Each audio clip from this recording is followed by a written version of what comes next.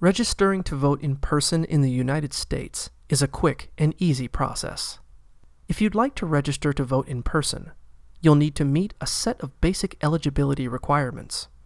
You must be a U.S. citizen and at least 18 years old by Election Day. If you are under the age of 18, you may be able to pre-register to vote if allowed by your state's laws.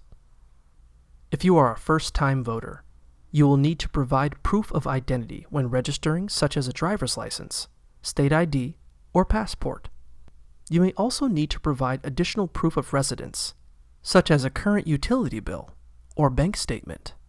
Also, note that there may be additional eligibility requirements for your state. For example, according to vote.org, some states may not allow those with former felony convictions to vote.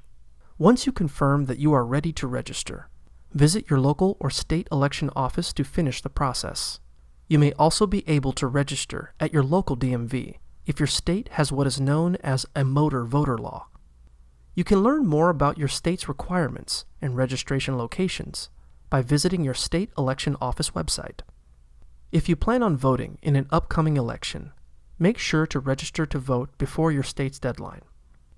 If you miss the registration deadline, your state may offer in-person same-day registration during early voting, as well as at polling centers on Election Day.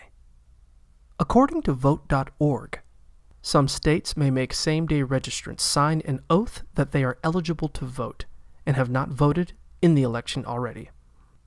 You can find your state's voter registration deadline, as well as same-day registration details on your state election office website.